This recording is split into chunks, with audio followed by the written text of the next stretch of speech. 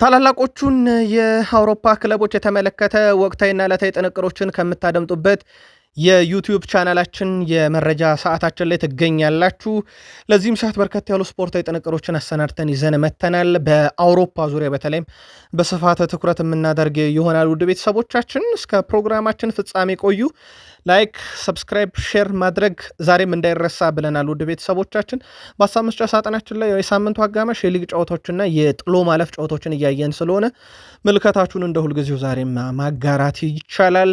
በመረጃ ሰዓታችን ታላላቆቹን የአውሮፓ ክለቦች ስናነሳ ማድሪድ ቤት አንዳንድ የተወሰኑ ትልልቅ ውሳኔዎች አሉ፣ እንነግራችኋለን። እነኚህን በባርሴሎና ቤት በማርች 15 ጠብቁኝ እያሉ ነው አንድ ሰው። ከዛ በዘለለ የቡድኑ ተጫዋች ከሁለት ነገር አንዱን መምረጥ ቸገራለሁ ብሏል። በባርሴሎና መረጃ እናነሳዋለን። ዛሬ በአሰልጣኝነት ላይ በርከት ያሉ ስንብቶችንና ሹመቶችን ሰማን። አንድ ባንድ እናነሳለን። በአውሮፓም ዙሪያ የዲዘርቢን ስንብት ሰማን። የጆዜ ሞሪኒዮ ሹመት ቀጣይ ትልቁ አጀንዳ ነው፣ እናነሳዋለን። አብራችሁን ቆዩ። የቶማስ ፍራንክ የቶትናም ቆይታ ተጠናቋል። ውድ ቤተሰቦቻችን ምናልባት ሰርፕራይዝ የሚያደርገውም እስካሁን በቶትናም ቤት እያሰለጠኑ መቆየታቸው ነው እንጂ ዛሬ መባረራቸው ብዙም ሰርፕራይዝ የሚያደርግ ጉዳይ አይደለም። እሳቸው ተሰናብተዋል። አርሰናል አዲስ አሰልጣኝ በሰሜን ለንደን ደርቢ ጨዋታ ይገጥማል ማለት ነው፣ እናነሳዋለን። በሲቲ የመረጃ ሰዓታችን ጋርዲዮላ አንድ ተጫዋችን ጠብቁ እያሉ ነው። በምን ጉዳይ ጠብቁ እንዳሉ እንነግራቸዋለን። የቡድኑ አንድ ተጫዋችን ለየት ያለ መረጃ እንነግራለን። ማንቸስተር ሲቲ ከማንቸስተር ዩናይትድ ጎን ነኝ ለማለት ይሆን ያንን ሀሳብ ያጋሩት? የሲቲ ማህበራዊ ትስስር ገጽ ዛሬ ከዩናይትድ ጋር በተያያዘ ያጋራው ጉዳይ በጣም አነጋጋሪ ስለነበረ ነው። ተከላካዩን ጨምሮ በርከት ያሉ አጋጣሚዎችን በሲቲ ቤት እናነሳለን። ተጠባቂውን ጨዋታ በሲቲም በኩል እናነሳለን። እንዲሁ አብራችሁን ቆዩም። በቼልሲ የመረጃ ሰዓታችን ሊያም ሮዛኒየር አይደገምም ብለዋል። እሳቸው እንዴት እንደማይደገምም መፍትሄውን የጋ ነው እያሉ ይገኛሉ። ፓልመርና ፍጹም ቅጣት ምት አዲሱ ፈራሚያቸው አጥቂውን የተመለከተ ልዩ ጥንቅር አሰናድተን ይዘን መተናል። ትከታተሉታላችሁ። ሌላው በሊቨርፑል የመረጃ ሰዓታችን የርገን ክሎፕን እናነሳለን። ለየት ያለ ሀሳብ አላቸው። ሊቨርፑል ከዚህ በላይ ጥሩ ዕድል ያገኛል ተብሎ አይታሰብም። በጣም ጥሩ አጋጣሚ ተፈጥሯል። እንዴት የሚለው እናነሳለን። ተጋጣሚያቸውን ሰንደርላንድን ጨምሮ በሊቨርፑል በኩል ስለ ጨዋታው ተጨማሪ መረጃዎችን ይዘን መተናል። ትቆዩናላችሁ። በአርሰናል በኩል የመከላከሉ ጥንካሬ የቡድኑ ወሳኝ ጉዞ አካል ሆኗል። በፈረንጆች ከ2000 ጀምሮ ለየት ያለ አጋጣሚ እናነሳለን በአርሰናል ቤት።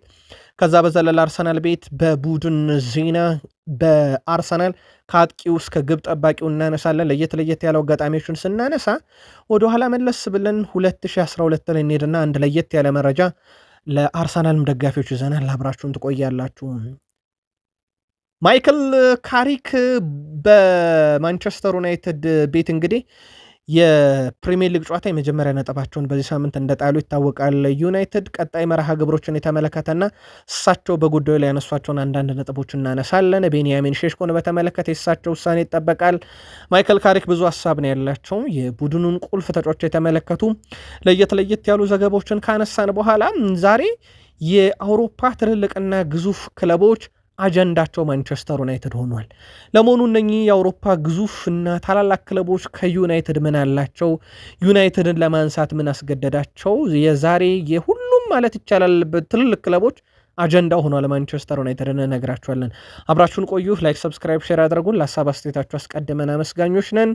መልካም ቆይታ ተመኘን። በማድሪድ እንጀምር። ማድሪድ ቤት የቡድኑን መንፈስ ለመመለስ አንድ የራት ግብዣ ተዘጋጅቶ ነበረ። አዘጋጁ ቪኒሲየስ ጁኒየር ነው። ሙሉ የቡድን አባላቱን የራት ግብዣ አዘጋጅቶላቸው ነበረ። የቡድኑን መንፈስ ለመጠበቅ ነው ተብሏል። በዋንጫ ፉክክር ውስጥ አሁንም ህልውናቸው አለ። በላሊጋም ያው ኮፓ ዴላሬን አስቀድሞ ተሰናበቱ። ሱፐር ካፕን በባርሴሎና ተነጠቁ። ስለዚህ የቀራቸው ዋንጫም የስፔን ላሊጋና የአውሮፓ ሻምፒዮንስ ሊግ ነው። የአውሮፓ ሻምፒዮንስ ሊግ ደግሞ ወደ ጥሎ ማለፍ ግዴታ ጨዋታ ውስጥ እንደገቡ ይታወቃል። የቡድኑ መንፈስ ለመጠበቅ ነው ተብሏል። ቪኒሲየስ ጁኒየር ይሄን ያደረገው። ሌላው በማድሪድ ከውሳኔ የተደረሰው የዳኒ ካርቫሃል ጉዳይ ነው። በውድድር ዓመቱ መጨረሻ ከክለቡ ጋር ለመለየት ከስምነት ደርሷል። ስለዚህ የዝውውር ጉዳዮች ከሰሞኑ በሩመር ደረጃ ስንነግራችሁ የነበረው ቼልሲን ተጫዋች ማሎ ጉስቶን ጨምሮ አንዳንድ ዝውውሮችን እያዩ ነው የሚለው መረጃችንን አሁን ሊያረጋግጥ የሚችል ስንብት ነው የዳኒ ካርቫሃል ከሪያል ማድሪድ ስንብት። በአመቱ መጨረሻ ይለቃል። ተደጋጋሚ የአውሮፓ ሻምፒዮንስ ሊግ ዋንጫን ካነሱ ኮከቦቻቸው ውስጥ አንደኛው እንደነበረ የሚታወቃል። ሁዋን ላፖርታ በቡድኑ በጣም ደስተኛ እንደነበሩ ተናግሯል። ሁሉ ነገር በጣም አስደሳች ነበረ፣ ዋና ዓላማይም ይህን ክለብ ደስተኛ ማድረግ ነበረ ብለዋል በቆይታቸው ወቅት። በእሳቸው በኩል እንግዲህ ማርች 15 ተጠብቁኝ ብለዋል። ምርጫው ላይም በቀጣይ ከአንድ ወር በኋላ ምርጫ እንደሚካሄድ ይታወቃል። ስለዚህ የአንድ ወር ጊዜ እስከ ምርጫው ድረስ ያው የሳቸው የፕሬዝዳንትነት ጊዜ ማብቃቱን ተከትሎ ስራቸው በይፋ እንደተጠናቀቀና ክለቡ እንደተሰናበቱ ይታወቃል። ሁዋን ላፖርታ ከዛ በኋላ ሲመለሱ እቅዴ ይላሉ እሳቸውም ስመለስ ማርች 15 ላይ የስቴዲየሙን ሁኔታ አጠናቆ ይህንን ደጋፊ ደስተኛ ማድረግ እፈልጋለሁ ብለዋል። ስለመመለሳቸው እርግጠኛ ናቸው። እሳቸውም በሊዮኔል አንድሬስ ሜሲ በኩል ጫና እንደማይደረግባቸው ከተረጋገጠ በኋላ ደግሞ እሳቸው ፕሬዚዳንታዊ ምርጫውን የማሸነፍ ከፍተኛ ቅድመ ግምት እየወሰዱ ነው። ነገሮች በባርሴሎና ቤት በምን አይነት መንገድ ይጠናቀቃሉ? የሚቀጥለው አንድ ወር በፕሬዚዳንታዊ ሹመት ጉዳይ መነጋገሪያ ሆኖ ይቀጥላል ተብሎ ይታሰባል። የባርሴሎናው ኮከብ ራፊኒያ ከአውሮፓ ሻምፒዮንስ ሊግ እና ከዓለም ዋንጫ አንዱን መምረጥ አልችልም ብሏል። ባርሴሎናን ከተቀላቀልኩ ጊዜ ጀምሮ ህልሜ ሁሉንም ዋንጫዎች ከባርሴሎና ጋር ማሳካት ነው የሚለው ራፊኒያ ከብራዚል ብሔራዊ ቡድን ጋርም ዋንጫ የማንሳት ትልቅ ህልም አለኝ። በዚህ ደግሞ ከሁለት አንዱ ምረጥ እንድትሉኝ ያልሻም ሁለቱንም ዋንጫ ያስፈልጉኛል ብሏል። በባርሴሎና ቆይታም ለብሔራዊ ቡድንም ስጫወት ብሏል። የቡድኑ ወሳኝ ተጫዋች በባርሴሎና ቤት ወሳኝነቱ እንደቀጠለ ነው። መቼ ይመለሳል የሚለው 100% ይህን መረጃ እስካጠነቀርንበት ሰዓት ድረስ ማረጋገጥ አልቻለም። ሌላኛው የቡድን ዜና ሮናልዶ አራውሆ ከባርሳ ቲቪ ጋር ቆይታ ነበረው። በጣም ከባድ ችግር ውስጥ ነበርኩኝ ብሏል። በተለይም በጭንቀት 1 ዓመት ተኩሉን አሳልፍ ያለው ያ ደግሞ እንግዲህ በጭንቀት ምክንያት የዲፕሬሽን ውስጥ መግባቱን እና የሕክምና እርዳታ ጭምር እንዳስፈለገው ጭምር ሲናገር ነበር።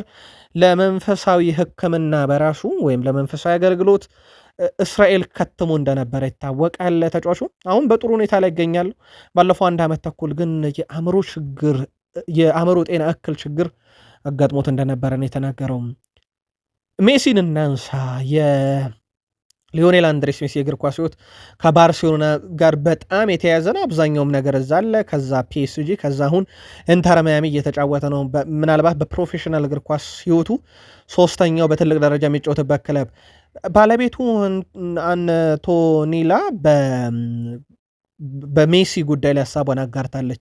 ያው በቀን ውስጥ አንድ ጊዜ ነው አብረን ልንበላ የምንችለው። በዛ ሰዓት ውስጥ ግን በጣም ጥንቃቄ የተሞላበት የአመጋገብ ስርዓት አለን። መጠጥም ሌሎች ተጓዳኝ ሱሶች ምንም ፈጽሞ የለበትም።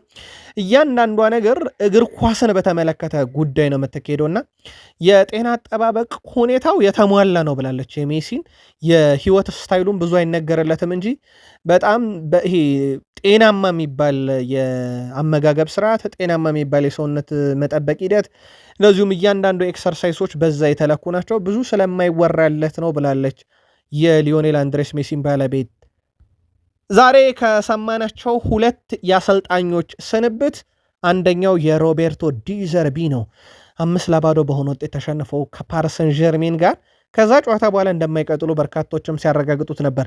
ለማንኛውም ከማርሴ ጋር እንደማይቀጥሉ ተረጋግጧል። በስምነት መለየታቸው ነው እየተነገረ የሚገኘው።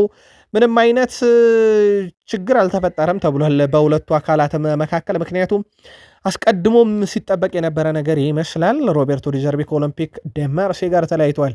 ኢታን ንዋኔሪ ዝውውር ላይ እጅግ ጉልህ ሚና ነበራቸው። በነገራችን ለአርሰናል ራሱ ኢታን ንዋኔሪን ወደ ማርሴ እንዲሄድ የፈቀደለት እሱም ማርሴን የመረጠው ሮቤርቶ ዲዘርቢ ጥሩ እግር ኳስን ይጫወታሉ እና በእሳቸው ስር መጫወቱ ልክ በፕሪሚየር ሊግ እሳቸው በብራይተን ያሳዩት የእግር ኳስ ፍልስፍና ነበርና ለዛ ይጠቅማል በሚል ነበር የተላከው። ለማንኛውም ቀጣይ ኢታን ንዋኔሪ በየትኛው አሰልጣኝ ስር ይሰለጥናል፣ ማርሴስ ማንን ይቀጥራል የሚለው በትልቁ ይጠበቃል። የጆዜ ሞሪኒዮን ጉዳይ በተመለከተ አንድ የሩመር መረጃ ነግረናችሁ ነበር። ቀጣይ በፖርቱጋል ብሔራዊ ቡድን ሊሾሙ ይችላሉ። የእሳቸው አልጋ ወራሽ ደግሞ ሩበን አሞሪም እንዲሆኑ ታጭተዋል የሚል መረጃ ትላንትና ደርሰናችሁ ነበረ። ተረጋግጧል መረጃ። ውድ ቤተሰቦቻችን ጆዜ ሞሪኒዮ ቀጣዩ የፖርቱጋል አሰልጣኝ እንዲሆኑ ፍላጎት እንዳለ ተረጋግጧል። እቅዱም ለጆዜ ሞሪኖ ተነግሯቸዋል። ይህም እቅድ ከዓለም ዋንጫ በኋላ የሮቤርቶ ማርቲኔዝ ኮንትራት ሲጠናቀቅ እሳቸው ቡድኑን እንዲረከቡ እንደሚፈለግ ተነግሯቸዋል። ዘ ስፔሻል ዋን በብሔራዊ ቡድን የቀረበላቸውን ጥያቄ ተቀብለው ቀጣይ በፖርቱጋል ብሔራዊ ቡድን ሲያሰለጥኑ እናያቸዋለን የሚለው ነገር በትልቁ ይጠበቃል። የክርስቲያኖ ሮናልዶም እንግዲህ ጫማ መስቀል በኋላ የሚመጡ ሰው ናቸው ተብሎም በትልቁ ይጠበቃል። በተለይ ጫማ እንኳን ባይሰቅል ከብሔራዊ ቡድን ምናልባት ራሱን አግሎም ሊሆን ይችላል ተብሎ እየተጠበቀ ይገኛል።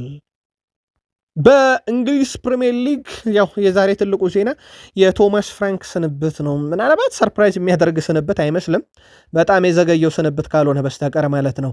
የሰሜን ለንደኑ ክለብ ቶትንሃም ከቼልሲ ከማንቸስተር ዩናይትድ በመቀጠል ከቢግ ሲክስ ክለቦች ሶስተኛው ቢግ ሲክስ ክለብ ሆኗል አሰልጣኙን ያሰናበተ። አሰልጣኝ ቶማስ ፍራንክ ከ8 ወራት ኃላፊነት ቆይታ በኋላ ተሰናብተዋል። በፕሪሚየር ሊጉ 16ኛ ደረጃ ላይ የሚገኙ ቶትንሃም አሰልጣኙን ለመተካት ስራዎችንም ጀምሯል። ካለፉት 17 ጨዋታ ሁለቱን ያሸነፈው ቶትንሃም ከወራጅ ቀጠናው በጥቂት ነጥቦች ብቻ ርቆ ነው የሚገኘው ውድ ቤተሰቦቻችን። ስለዚህ እሳቸው መሰናበት ግድ የሚለው ሰዓት ደርሶ ነበረ። የመጨረሻ ሽንፈታቸው በኒካስል ዩናይትድ ነው። ይህ ሜዳን ለተጋጣሚ ቡድን ቀላል እንዲሆን አድርገውታል እየተባሉም ሲታሙ ነበረ። 26.9 በመቶ የማሸነፍ ንጻሪ ያላቸው ይሄ በቶትናም እግር ኳስ ታሪክ በጣም ዝቅተኛው ነው። ቶትናም ከጁዋን ራሞስ በኋላም በአዲሱ የቡድናቸው አሰልጣኝ ቶማስ ፍራንክ አማካኝነት ረጅሙን ድል አልባ ጉዞም አድርጓል። 8 ተከታታይ ጨዋታ እንደተጓዙ ይታወቃል። ለማንኛውም ቶማስ ፍራንክ ስንብታቸው ተረጋግጧል በዛሬው ዕለት። ፔፕ ጋርዲዮላ ሮድሪ በውድድር ዓመቱ መጨረሻ ላይ ወደ ቀደመ ብቃቱ ይመለሳል ብለዋል። ወቅታዊ ጥያቄዎች እየተነሱበት እንደሆነ ይታወቃል። ከዚህ ተጫዋች ጋር በተያያዘ ለወትሮ የምናውቀው የሮድሪን መሰለፍ ሜዳ ላይ ለቡድኑ በጣም አስፈላጊ እንደሆነ፣ እሱ ሲኖር ቡድኑ እንደማይሸነፍ እንደዚህ አይነት ዳታዎች ነበሩ የሚሰሩት። አሁን ከቅርብ ጊዜ ወዲህ ደግሞ ሮድሪ ባለባቸው ጨዋታዎች ሁሉ የሚሸነፈው ጨዋታ ቁጥር ብዛት ከፍ እያለ መጥቷል። የሚያጣውም ነጥብ ከፍ እያለ መጥቷል። ከዚህ ጋር በተያያዘ እሳቸው ጥያቄ ሲቀርብላቸው በውድድር ዓመቱ መጨረሻ ላይ በደንብ ጠብቁት ብሏል። ከነ ሙሉ ብቃቱ ይመለሳል ሲሉ ተደምጧል። ምናልባት የተጫዋቹ የብቃት ደረጃ ብዙ የሚታማ አይደለም፣ ግን ጉዳት በብዙ ፈትኖት በብዙ ብቃቱ እንዲወርድ ካረጉ ተጫዋች ውስጥ ይጠቀሳል። ጃልጂ ዳናሮማ 26 ዓመቱ ነው። የማንቸስተር ሲቲው ግብ ጠባቂ። ውድ ቤተሰቦቻችን ለ11 የውድድር ዓመት በፕሮፌሽናል እግር ኳስ ሲጫወት ቆይቷል። ይሄ በጣም አስገራሚ ያደርገዋል። ከ15 ዓመቱ ጀምሮ በፕሮፌሽናል እግር ኳስ ግብ ጠባቂ ሆኖ እያገለገለ ነበር እንደማለት ነው። በሲቲ ቤት በጣም አስደናቂ ጊዜን እያሳለፈ ነው። የሲቲ ወሳኝ ሰው መሆኑን የሊቨርፑል ጨዋታ ላይ የአሌክሲስ ማካሊስተርን ኳስ ሲያድን አንዱ ማሳያ ተደርጎ ሊወሰድ ይችላል። በጣም ድንቅ ነበረ። ከሃላንድ ጋር በተያዘ አንድ መረጃ እናድርሳችሁ። ምናልባት ከዩናይትድ ጎንነን እያሉ ነው ሲቲዎች፣ እናንተ ጻፉልን። የማንቸስተር ሲቲ ይፋይ ገጽ ከዩናይትድ አቻ ውጤት በኋላ ያጋሩት አንደኛው ጽሑፍ ምን ይላል መሰላችሁ? ጸጉር ማሳደግ ችግር የለውም ብለው የሃላንድን ፎቶ ነው የለጠፉት። ምናልባት ይህ ሀሳብ ዩናይትድን ጸጉሩን ባለመቆረጡ አትዘኑ፣ ጸጉር ማሳደግ ብርቅ አይደለም እያሉ ነው ወይንስ? መልከታችሁን አጋሩን። ዛሬ በሲቲ ይፋይ ገጽ ላይ አንደኛ የተመለከትነው ምስል ነው። አርሰናሎች ከቀድሞ ተጫዋቾቻቸው ውለታን ይፈልጋሉ። ኤሜናሎ ማርቲኔዝ፣ አሌክስ ዮቢ እና በርንድሌ ነው። ግብ ጠባቂው፣ አማካዩ፣ አጥቂው ሲቲን ካሸነፉላቸው ለአርሰናል ትልቅ ውለታ ነው። የቀድሞ የአርሰናል ተጫዋቾች ዛሬ ምሽት ይህን ያደረጉት ይሆን? ሲቲ ከፉልሃም ምሽት 4:30 ኢታድ ስቴዲየም ጨዋታቸውን የሚያደርጉ ይሆናል። ተጠባቂ ጨዋታ ነው። ሲቲ ምናልባት ከቶትናም ጋር 2-2 ተጠናቆ ነጥብ ከጣለበት ጨዋታ ውጭ ባለፉት 5 ጨዋታ ጥሩ ፎርም ላይ ነው የሚገኘው። ወልቭስን 2-0፣ ጋላታሳራይን 2-0፣ ኒውካስልን 3-1፣ ሊቨርፑልን ደግሞ በሳምንቱ መጨረሻ በፕሪሚየር ሊግ 2-1 አሸንፎ ነው ይህን ጨዋታ የሚያደርገው። በፉልሃም በኩል 2 ተከታታይ ጨዋታ ተሸንፏል። በዩናይትድ 3-2፣ በኤቨርተን 2-1 ተሸንፎ ነው የመጡት። ጥሩ ፎርም ላይ አይደሉም። በአንጻራዊነት ካየን የመጨረሻ ጨዋታው ላይ እንዳጠቃላይ ከ5ቱ ጨዋታ 2 ድል ብቻ ነው ያላቸው። ብራይተንን 2-1 እና እንደዚሁም በኤፍኤ ካፕ ድል ያደረጉት ጨዋታ ነው። የሁለቱ ቡድኖች የእርስ በርስ ግንኙነት ምናልባት አስደናቂ ጨዋታ አይተን ነበር። የመጨረሻው ጨዋታ ክራቨን ኮቴጅ ላይ ሲቲ 5-4 ያሸነፈው ጨዋታ ለተመልካች ፍጹም አዝናኙ ጨዋታ ነበር። ለማንኛውም የአርሰናል የቀድሞ ተጫዋቾች ኤሜሊያኖ ማርቲኔዝ፣ አሌክስ ዮቢ እና በርናርድ ሌኖ ለአርሰናል ውለታ ይውሉ የሆነ ወይ በትልቁ የሚጠበቅ መርሃ ግብር ነው። በቼልሲ በኩል አሰልጣኝ ሊያም ሮዛኒየር 2-0 እየመራን ወደ አቻነት ተቀይሯል። እንደዚህ አይነት ነገሮች ድጋሚ እንዳይከሰቱ ለልጆቼ ማሳያቸው ነገር አለ ብለዋል። ወይም መቀየር ያለባቸው ነገር አለ፣ ያንን እንቀይራለን ሲሉ ተደምጠዋል። አሰልጣኝ ሊያም ሮዘኒየር ያልተጠበቀ ውጤት ነበረ። ስታንፎርድ ብሪጅ ላይ ነው ቼልሲ 2-0 እየመራ ነበር። ከዛ በኋላ የተቆጠሩ ግቦች ናቸው ቼልሲ በጣም ወሳኝ የተባለ ነጥብ እንዲጥል ያደረገው በጨዋታው ላይ። እሳቸው አይደገምም እያሉ ይገኛሉ። ፓልመርን እናንሳ። ፓልመር ከ45 ጎሎች ውስጥ 18ቱ ፍጹም ቅጣት ምት ናቸው። ለአብነት ያክል ፓልመር ባለፉት 2 ጨዋታ ወልቭስ ላይ ሃትሪክ ሲሰራ 2ቱ ፍጹም ቅጣት ምት ነው። ሊድስ ላይ ግብ አስቆጥሯል፣ ፍጹም ቅጣት ምት ነው። ካለፉት 2 ጨዋታ 5 የግብ አስተዋጽኦ አለው። 3ቱ የፍጹም ቅጣት ምት ግቦች ናቸው። 2ቱ አንዱ ግብ አንዱ አሲስት ነው። በእርግጥ ይህ በየትኛው መንገድ የተገኘ ጎል ለቼልሲ በጣም ወሳኝ ስለሆነ በዛ መንገድ ለቼልሲ ጠቃሚ አይደለም ተብሎ አይታሰብም። ግን በሪካርድ ደረጃ ፍጹም ቅጣት ምቶች በብዛት እያስቆጠረ ነው። 2026 ከገባ በኋላ እንግዲህ በርካታ ግቦችንም ካስቆጠሩት ውስጥ ይጠቀሳል። ከዛ ውጭ አዲሱ ፈራሚ ዦዋ ፔድሮ 10 የፕሪሚየር ሊግ ግብ ላይ ደርሷል። ከሱ እኩል የሁጎ ኤኪቲኬን እናነሳለን። ከሱ በላይ ግን ያስቆጠረ ሌላ ተጫዋች የለምና ጥሩ ዝውውር መሆኑን በጥቂቱም ቢሆን እያሳየ ይገኛል። ሁጎ ልክ እንደ ሁጎ ኤኪቲኬ ሁሉ የቼልሲ የፊት መስመር ተጫዋች ዦዋ ፔድሮ። የሊቨርፑል አሰልጣኝ አርኔ ስሎት ሻምፒዮንስ ሊግ አለመግባት ለስራ ያሰጋኛል የሚል እምነት እንደሌላቸው ገልጸዋል። የሻምፒዮንስ ሊግ ተሳትፎ ቦታን ካላገኙ አሰልጣኝነታቸው የተረጋገጠ ስለመሆኑ የጠየቁት አርኔ ስሎት የማውቀው ነገር ቢኖር ይህ ከዚህ በፊት መፈጠሩን ነው ብለዋል። በ2022-23 መፈጠሩን የገለጹት አሰልጣኙ ነገር ግን የክሎፕ ስራ ላይ ተጽዕኖ አላሳደረም፣ በእርግጥ ያ ማስተማመኛ አይሆንም ሲሉም ገልጸዋል። አሰልጣኝ አርኔ ስሎት አያይዘውም ነገር ግን ሻምፒዮንስ ሊግ አለመግባት ተቀባይነት ያለው ነገር አይደለም፣ ፈጽሞ አንድ አሰልጣኝ ሻምፒዮንስ ሊግ እንደ ሊቨርፑል ያለን ቡድን ይዞ አለመግባት ችግር ነው ሲሉ ተደምጠዋል። ግን አሰልጣኙ የአውሮፓ ሻምፒዮንስ ሊግ ትኬትን ባንቆርጥ የኔ ስራ አደጋ ላይ ወድቅም እያሉ ነው። የሊቨርፑል ደጋፊዎችስ መቀጠል አለባቸው ወይ? ቢያንስ ያለ አውሮፓ ሻምፒዮንስ ሊግ ትኬት ጻፉልን። ዩናይትድ ከዌስትሃም ጋር ነጥብ ጥሏል። ቼልሲ በሊድስ ዩናይትድ ነጥብ ጥሏል። ያ ማለት ለሊቨርፑል ወደ ቶፕ 4 ለመመለስ በሚያደርገው ጥረት ላይ ወሳኝ አጋጣሚ ነው እና የዛሬውን ጨዋታ ማሸነፍ ለሊቨርፑል የወሳኝ ሰዓት አጋጣሚ ነው። ጨዋታው ምሽት 5:15 ስታዲየም ኦፍ ላይት ላይ ይደረጋል። በስቴዲየም ኦፍ ላይት ሰንደርላንድ በጣም ጠንካራው ቡድን እንደሆነ ይታወቃል። ሰንደርላንድ በዘንድሮ የውድድር ዓመት በሜዳው ምንም አይነት ሽንፈት አላስተናገደም። 12 ጨዋታ 7ቱን ሲያሸንፍ በ5ቱ አቻ ተለያይቷል። ሊቨርፑል በዘንድሮ የውድድር ዓመት ከሜዳቸው ውጭ ባረጓቸው 12 መርሃ ግብሮች ውስጥ 4ቱን በድል ማጠናቀቅ ሲችሉ 3 ባቻ ውጤት የተለያዩ ሲሆን በ5ቱ ተሸንፈዋል። ሊቨርፑል ሰንደርላንድን በሜዳው ለመጨረሻ ጊዜ ማሸነፍ የቻለው በ2015 በእንግሊዝ ፕሪሚየር ሊግ በ19ኛ ሳምንት መርሃ ግብር 1-0 ነበር። በእርግጥ ሰንደርላንድ ብዙም ከዛ በኋላ በፕሪሚየር ሊጉ አልቆየም ነበረ።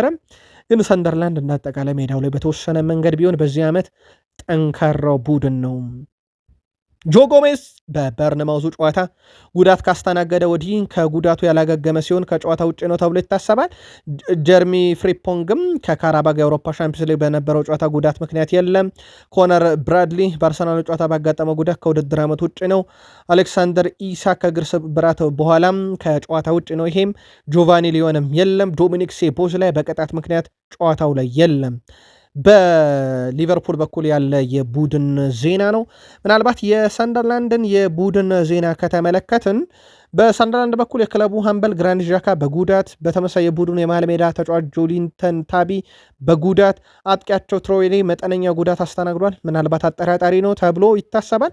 በጨዋታ አቀራረብ ያው ሊቨርፑል አሊሰን፣ ኮናቴ፣ ቫንዳይክ፣ ኬርኪስ፣ ማካሊስተር፣ ግራቨንበርግ፣ ቨርዝ፣ ሶቦስላይ ቨርዝ፣ ጋክፖ፣ ሳላ እና ኤኬቴኬ ይጠበቃሉ። በሰንደርላንድ በኩል ሮፊስ ግብ ጠባቂ፣ ሙኬሌ፣ ባርልድ፣ አልዴርት፣ ማንዳሽ፣ ቫርዲ፣ ኦኔንዞ፣ ሊፍ፣ ሁም፣ ዲያራ፣ ታሊብ፣ ብሮቢ በጨዋታ ላይ የሚጠበቁ ናቸው። ቅድመ ግምታችሁን በሀሳብ መስጫ ሳጥናችን ላይ ልታጋሩ ትችላላችሁ።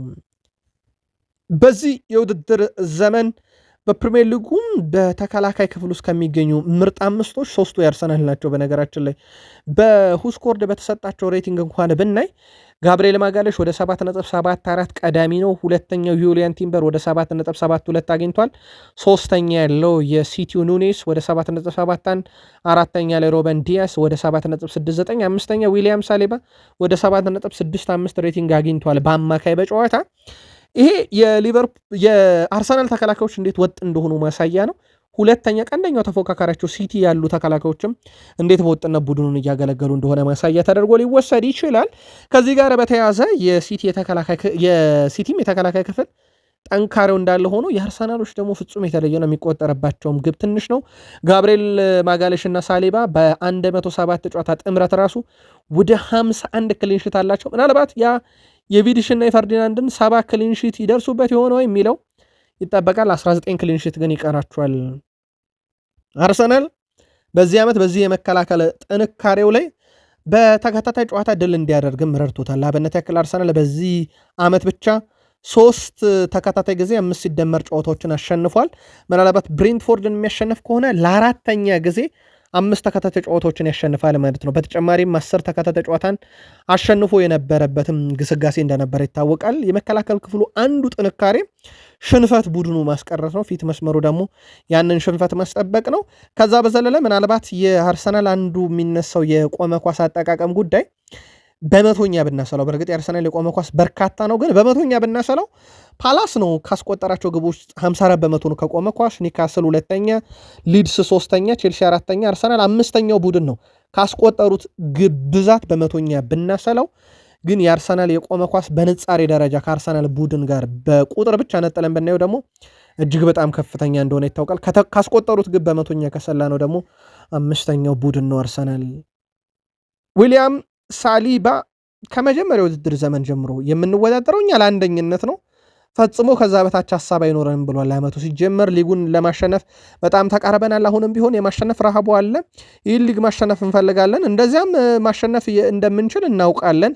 ለዚህም በቡድን ውስጥ ጥሩ መንፈስ አለ ብሏል። አሁን የቡድኑ ውስጥ ያለው ስሜት ጥሩ ነው። በሻምፒዮንስ ሊግ፣ በፕሪሚየር ሊግ፣ በካራባው ካፕ እንደዚሁም በኤፍኤ ካፕ በሁሉም መድረክ ላይ ያሉትን ዋንጫዎች ማሳካት እንችላለን። ቡድኑ በዛ መሰረት ነው እየተዘጋጀም ያለው ብሏል። እና አሁን በቡድን ውስጥም ያለው በራስ መተማመን ከፍ ያለ ነው ሲል እንደዚሁ ተደምጧል። በአርሰናል በኩል የኢዜ ሀሳብ እናንሳ። በጣም ጥሩ ጊዜን እያሳለፍኩ ነው ብሏል። በአርሰናል ቤት ውስጥ የስኳድ ዴብዙ ጥልቀትም በጣም ጥሩ ነው ብሏል። እያንዳንዱ ፈተና ለመወጣት እንደዚህ አይነት የስኳድ ዴብዝ ጥራት ያለው ያስፈልገን ነበር አርሰናል ውስጥ ይህ ያለ ብሏል። እናም በዘንድሮ የውድድር ዓመት እኔም በችሎታዬ አግዤ ይህን ቡድን ከዋንጫ ጋር አገናኛለሁ እያለ ይገኛል። አንዱም የመጣበት ምክንያት ነው። አርሰናል ቤት ግን አንድ ነገር እናንሳ። ወደ 2012 እንመለስ። ልክ በዛሬዋ ቀን ቴሪ ዳንኤል ሄንሪ ተመልሶ ከመጣ በኋላ አርሰናል ግብ ያስቆጠረበት ቀን ነበረ። ይቺ ቀን ላይ 90ኛው ደቂቃ ላይ ሰንደርላንድ ላይ የማሸነፊያ ግብ ሲያስቆጠር 228ኛ ግቡና እንደዚሁም የመጨረሻ ጎሉ ናት ለአርሰናል የተቆጠረች። እሱ ማለት በአርሰናል ሳለ 24 ግብና 20 አሲስት በአንድ ካላንደር ስር ያበረከተ በፕሪሚየር ሊግ እስካሁን ያልተደፈረ ሪካርድ ነው። 20 ሲደመር ጎል 20 ሲደመር አሲስት በአንድ ሲዝን። በእርግጥ በእግር ኳስ ተጫዋች ደረጃ ሜሲም በአንድ ወቅት 22 ጎል 21 አሲስት 20 ሲደመር ጎል እና አሲስት የነበረው ተጫዋች ነበር። ቴሪ ዳንኤል የመጨረሻ ግቡን ለአርሰናል ያስቆጠረው ልክ በዛሬዋ ቀን ነበር። ማይክል ካሪክ እንዳረጋገጠው ከሆነ የዩናይትድ ተጫዋች ከኤቨርተኑ ጨዋታ በፊት ባሉት ጊዜያቶች ውስጥ ወይም በሚቀጥሉት 13 ቀናት ገደማ በላይ እንግሊዝ ውስጥ እንደሚቆዩ አረጋግጧል። በማንቸስተር እንሆናለን፣ ይህም ለማገገም ጊዜ ይሰጠናል ብሏል። ጥቂት ጉዳቶች አሉብን፣ ትንሽ ረፍትን ማድረግ ያስፈልገናል፣ ያሳለፍነውን ጊዜ ማጤን ይኖርብናል፣ እናም በቡድን ውስጥ አዳዲስ ነገሮችን ለመሞከር ጊዜ ይሰጠናል ብሏል። 13 ቀን መሆኑ ትንሽ ለየት ቢልም በአግባቡ እንጠቀምበታለን እንደ ማገገሚያ ብለዋል። ያው ዩናይትድ ለሚቀጥሉት 2 ሳምንት ገደማ አካባቢ ጨዋታ አይኖረውም። በእንግሊዝ የኤፍኤ ካፕ መርሃ ግብር ናቸው በሳምንቱ መጨረሻ የሚደረጉት። ለዛም ነው ዩናይትድ ረዘም ያለ ጊዜ የሚወስድበት የኤፍኤ ካፕ በጊዜ ስለተሰናበተ ማለት ነው። ካሪክ እንግሊዝ ቆይተን እድሉ እንጠቀማለን ብለዋል። ምናልባት የወዳጅነት ጨዋታ በሳውዲ አረቢያ በትልቁ ሲጠበቅ እንደነበር ይታወቃል። ካሪክ አንዳንዴ ቡድን ጥሩ ሊሆን ይችላል። አንዳንድ ጊዜ ደግሞ ቡድኖች ደካማ ሊሆን ይችላሉ። ይሄ እግር ኳሳዊ ጉዳይ ነው።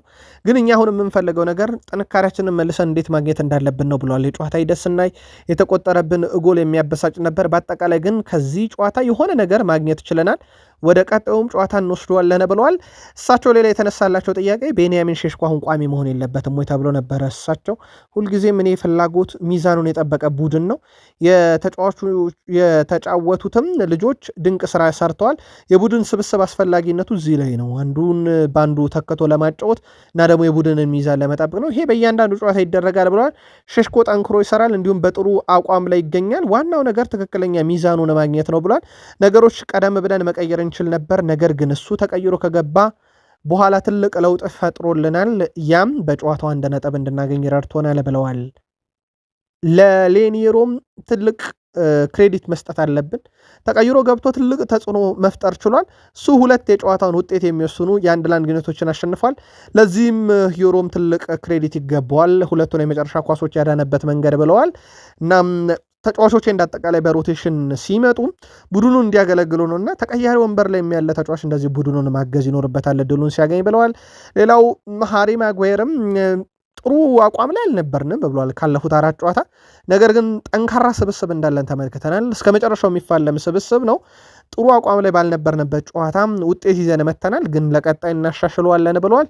በማንቸስተር ዩናይትድ በኩል በነገራችን ላይ ይህ ውድድር ዓመት ሊጠናቀቅ 12 ጨዋታ ብቻ ነው የሚቀራቸው። ከነኚህ 12 ጨዋታ ውስጥ ማንቸስተር ዩናይትድ በቀጣይም ምናልባት የደጋፊያቸውን ጸጉር ሊያስቆርጡ የሚችሉበት ኤቨርተንን ሂል ዲክሰን ስቴዲየም፣ ፓላስን ኦልትራፎርድ፣ ኒካስልን ሴንት ጄምስ ፓርክ ስቴዲየም፣ አስቶን ቪላን ኦልትራፎርድ፣ በርነሞዝን ቪታሊቲ ላይ ይገጥማል። ከሚቀጥሉት 5 ጨዋታ ሁለቱ ከሜዳ ውጭ የሚደረጉ ጨዋታዎች ናቸው። ምናልባት ጸጉሩን ያስቆርጡት ሲሆን የደጋፊያቸውን እንመለከተዋለን። ዋይኔ ማርክ ሩኒ ግን ተበሳጭቷል። ዩናይትድ በካሪክ ስር 5ኛ ተከታይ ጨዋታ ያሸንፋል ወይ የሚለው ጥያቄ ሲነሳ አብሮ ተያይዞ ስሙ ስለሚጠቀሰው የጸጉር አልቆረጥም ባይ ሰው በዚህ ሰው ምክንያት በጣም እናደዱን ተናግሯል። ዋይኔ ማርክ ሩኒ ከ200,000 በላይ ሰዎች የእሱን ቀጥታ ስርጭት በነገራችን ላይ ሲከታተሉ ነበር። በጣም አስገራሚ ነው። የቀጥታ ስርጭቱ ላይ ዩናይትድ ካሸነፈ ያው ጸጉር ቆራጩ አጠገቡ ቁጭ ብሎ በማህበራዊ ትስስር ገጽ ሲተላለፍ ነበር። ይህን ተከትሎ ነው ዋይኔ ሩኒ ሀሳቡን ሰጥቷል። ይህ ደጋፊ እያበሳጨኝ ነው፣ ወደ ሌላ ሀገር አርቄ በሰደው ደስ ይለኛል። ካሪክና ዩናይትድ 5ኛ ተከታታይ ጨዋታቸውን ያሸንፋሉ የሚለውን እያወራን ሁሉም ነገር የነበረው ግን ጸጉር ይቆረጣል አይቆረጥም ነው። ይህ በጣም አናዶኛል። ይህ ሰው እያደረገ ያለው ነገር በጣም ያናድዳል ብለዋል ዋይኔ ማርክ ሩኒ።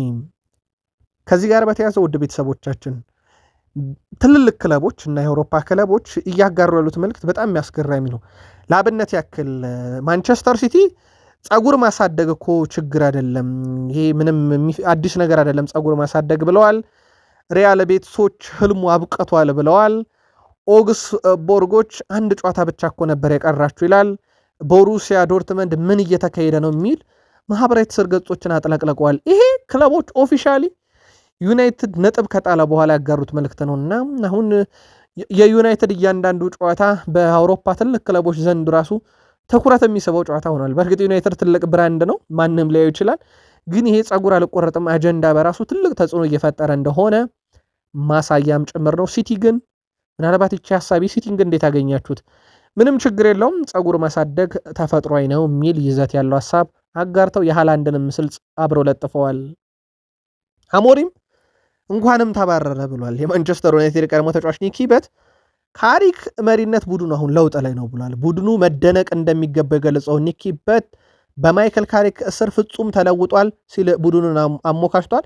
በአሞሪም ስር ሊሸነፍ እንደሚችል ገምት እንደነበር የገለጸውበት ከ6 ሳምንት በፊት ይህን ጨዋታ በአሞሪም ስር ተጫውተ ነው ቢሆን ኖሮ ዌስትሃም 2-0 አሊያም 3-0 ያሸንፈን ነበር ብሏል። ኒኪ በት ማለት ይሄ ከስኮልስ ጋር ሆኖ ሌሳንድሮ ማርቲኔዝ ላይ ዘመቻ ከፍቶ የነበረ ሰው ነው። አሁን ዘመቻውን ትቶ ወደ አለፈው አሰልጣኝ ላይ ዘመቻ ከፍቶበታል።